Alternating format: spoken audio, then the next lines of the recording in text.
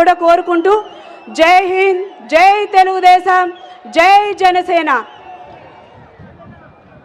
దయచేసి బయట నిలబడి ఉన్న వాళ్ళు గ్యాలరీలో కూర్చోవాలా. మన అధినేత నారా చంద్రబాబు నాయుడు గారు మరి కొద్ది క్షణాల్లో హెలిప్యాడ్లో దిగబోతారు.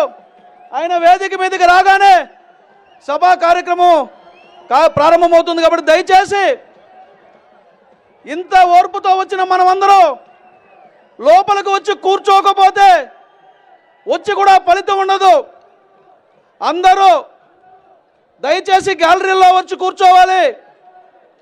మన నాయకుడు కూడా హెలికాప్టర్ వచ్చేసింది. దయచేసి రోడ్డు మీద నిలబడి ఉన్న వాళ్ళు కానీ గ్యాలరీలు కాకుండా బయట నిలబడి ఉన్న వాళ్ళు కానీ గ్యాలరీలో వచ్చి కూర్చోవాలని సవినీయంగా మనవి చేస్తూ రాష్ట్ర ఆర్గనైజింగ్ కార్యదర్శి సిఆర్ రాజన్ గారిని 2 నిమిషాలు మాట్లాడవలసిందిగా కోరుతున్నాం.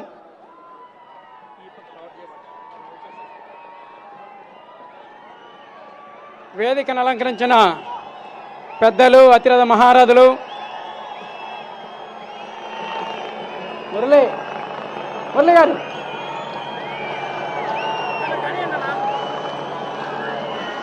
మాట్లాడాలి, వినలే మాట్లాడు, సైలెంట్ అని అయితే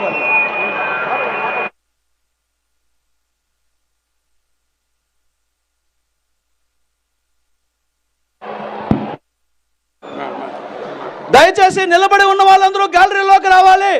హెలిప్యాడ్ వద్దకు పరుగులు తీసి అనవసరంగా ఇటు కాకుండా అటు కాకుండా మీరు మధ్యలో స్ట్రక్ చేస్తున్నారు. అందరూ గ్యాలరీల్లో కూర్చోవాలి. తెలుగుదేశం పార్టీ, జనసేన పార్టీ నాయకులకి మనవి, మీ ప్రాంతాల నుంచి వచ్చినటువంటి వారందరినీ కూడా గ్యాలరీలో కూర్చోబెట్టాలి. గ్యాలరీలో కుర్చీలు ఖాళీగా ఉంచి మీరు బయట నిలబడడం వల్ల ఉపయోగం లేదు. దానివల్ల మనం ఒక బ్యాడ్ మెసేజ్ ఇచ్చినట్లు ఉంటుంది. కాబట్టి దయచేసి అందరూ గ్యాలరీలోకి వచ్చి కూర్చోవాలి. చాలాసేపటి నుంచి చెప్తున్నాం, వాలంటీర్లు వెనక వైపు నిలబడి ఉన్న వారిని తీసుకొచ్చి గ్యాలరీలో కూర్చోబెట్టాలి. వాలంటీర్లు చొరవ తీసుకోవాలి. ఇక్కడ ఉన్నటువంటి వాలంటీర్లు కాకుండా బయట ఉన్నటువంటి వారందరూ కూడా వెళ్ళి ఆ వెనక వైపు ఉన్నటువంటి వారిని కూర్చోబెట్టాలి. రాజన్ గారు, ఇక్కడికి విచ్చేసిన తెలుగుదేశం, జనసేన కార్యకర్తలకు, నాయకులకు నా యొక్క నమస్కారం. జగన్మోహన్ రెడ్డి ఈ దశాబ్దానికి దొరికిన అతి పెద్ద రాక్షసుడు. ఎందుకంటే గ్లౌజులు లేవు అని చెప్పినందుకు కరోనా పీరియడ్లో ఒక డాక్టర్, ఎస్సీ కులానికి సంబంధించిన ఒక డాక్టర్ సుధాకర్ గారిని పొట్టన పెట్టుకున్నాడు. అది ఎలాగంటే రాష్ట్రమంతా భయపడాలా, మన మీద కామెంట్ చేయడానికి కూడా, మనం మాట్లాడిస్తే కూడా మనం ఎదురు చెప్పాలంటే అందరూ భయపడే విధంగా ఉండాలని పాపం వయసైన డాక్టర్ని అతి కిరాతకంగా హింసించి చంపించాడు. అలాగే ఇంకో ఎస్సీ డ్రైవర్ సుబ్రహ్మణ్యం గారిని వాళ్ళ ఎమ్మెల్సీ ఆనందబాబు డోర్ డెలివరీ ఇస్తే అతన్ని ఆనందంగా పక్కన పెట్టుకొని ఈరోజు జగన్మోహన్ రెడ్డి గారు తిరుగుతున్నారు.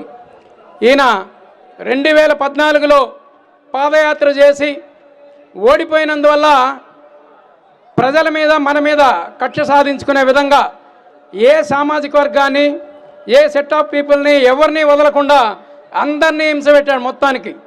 అది ఏ విధంగా అంటే మన ఆల్కహాల్, నకిలీ మద్యంతో ఈరోజు అందరి ఆరోగ్యాలు పాడైపోయాయి.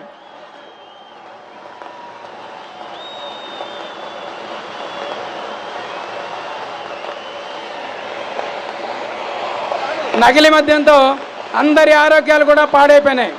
సమాజంలో ఇక మైనారిటీ వర్గానికి సంబంధించి మటన్ కార్పొరేషన్ కూడా తెచ్చి మైనారిటీల యొక్క బ్రతుకు తెరువు పోగొట్టడానికి కూడా ఆయన సిద్ధపడ్డాడు. కానీ వాళ్ళందరూ అబ్జెక్ట్ చేయడం వల్ల ఈరోజు ఆ కార్పొరేషన్ని మానుకోవడం జరిగింది. నెక్స్ట్ టైం కానీ మీరు అలౌ చేస్తే ఆయన ఇలాంటివన్నీ పెడుతూ ఉంటాడు, ప్రజల్ని ఇబ్బంది పెడుతూ ఉంటాడు, మటన్ కార్పొరేషన్లు పెడుతూ ఉంటాడు. ఇలా విద్యార్థులకి ఒక్క పైసా కూడా దూర విద్య అంటే ఫారిన్లో వెళ్ళి చదువుకోవడానికి చంద్రబాబు నాయుడు గారు ఉన్నప్పుడైతే దాదాపు 200 నుంచి 300 కోట్లు ఒక్క కాపు సంఘాన్ని మాత్రం అలాట్ చేశారు ఆయన.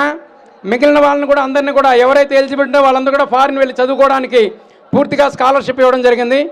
ఈ గవర్నమెంట్ వచ్చి ఈ 4 ఏళ్ళ 9 నెలలు అయినప్పుడు ఏ ఒక్క స్టూడెంట్ కూడా ఈరోజు ఫారిన్కి వెళ్ళి మన స్కాలర్షిప్తో చదువుకోలేదు.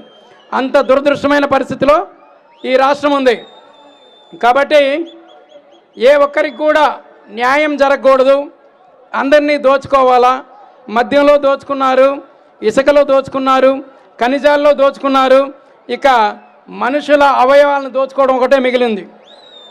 కాబట్టి మనం అందరం కూడా ఒక ఆలోచనతో, ఒక నిర్దిష్టమైన ప్రణాళికతో తెలుగుదేశం పార్టీని గెలిపించుకోవాల్సిన అవసరం ఉంది. రేపు వాళ్ళు గూండాయిజం చేస్తామంటే మనం అందరం కూడా వీధిలోకి రావాల్సిన అవసరం ఉంది. ఎందుకంటే మళ్ళీ మళ్ళీ వాళ్ళకి రాజ్యాధికారాన్ని ఇస్తే మీ ఇల్లు కూడా మీది కాదనే ప్రమాదం ఉంది. మీ ఇంట్లో కూడా మీరు ఉండలేరు, మీ ఇంటికి కూడా మీరు బాడు కట్టుకోవాల్సిన పరిస్థితులు వస్తాయి. కాబట్టి ఈరోజు రాష్ట్రానికి చంద్రబాబు నాయుడు గారు చాలా అవసరం. ఇది చారిత్రక అవసరం. చంద్రబాబు నాయుడు గారు మీ పిల్లల భవిష్యత్తు, సమాజం యొక్క భవిష్యత్తు, సమాజం యొక్క శ్రేయస్సు అన్నిటికి కూడా ఈరోజు చంద్రబాబు నాయుడు నాయకుడైతేనే రేపు రాష్ట్రం సమగ్రాభివృద్ధిలో నడుస్తుంది. కాబట్టి ఖచ్చితంగా మనం అందరం కూడా తెలుగుదేశం పార్టీకి, తెలుగుదేశం అభ్యర్థులకి సైకిల్ గుర్తుపైన ఓటేసి అత్యధిక మెజారిటీతో గెలిపించాలని కోరుకుంటున్నా. ఈ అవకాశం ఇచ్చిన పెద్దలకు నా యొక్క ధన్యవాదాలు. నమస్తే. జై తెలుగుదేశం, జై చంద్రబాబు, జై నారా లోకేష్. ధన్యవాదాలు సిఆర్ రాజన్ గారు. ఇప్పుడు చిత్తూరు జిల్లా తెలుగుదేశం పార్టీ పెద్ద మాజీ ఎమ్మెల్సీ విఎన్ రాజసింహులు అలియాస్ దొరబాబన్న గారిని మాట్లాడవలసిందిగా సవినీయంగా మనవి చేస్తున్నా.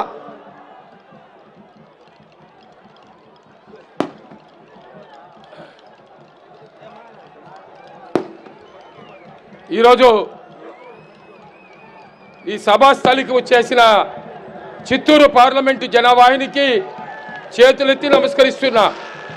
ఈరోజు చంద్రబాబు నాయుడు గారు రాకతో ఈ చిత్తూరు పార్లమెంటు నియోజకవర్గం మొత్తం కూడా పునీతమైంది.